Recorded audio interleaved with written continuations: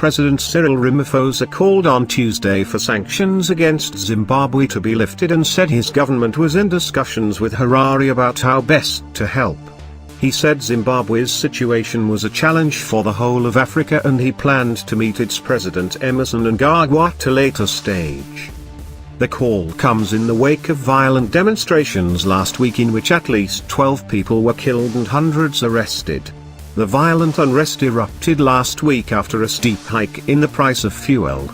The level of force used on those who died or injured and supported by medical reports pointed to police brutality, a ZHRC commissioner told reporters, giving rise to fears that under Mnangagwa's leadership Zimbabwe is sliding back into authoritarian rule.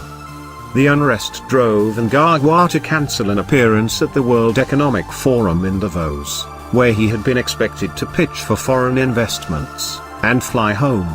In his first public comments since cutting short a foreign trip and returning to Harare late on Monday, the president said violence or misconduct by our security forces is unacceptable and a betrayal of the new Zimbabwe. Misconduct will be investigated. If required, heads will roll, Mnangagwa wrote on Twitter on Tuesday, calling for a national dialogue involving churches, civil society and the opposition. Hundreds of civilians, including activist Pastor Evan Mawarire and opposition lawmakers, have been detained since demonstrations that were triggered 9 days ago by 150% hikes in price of fuel decreed by Mnangagwa. He said on Tuesday that increase had been necessary.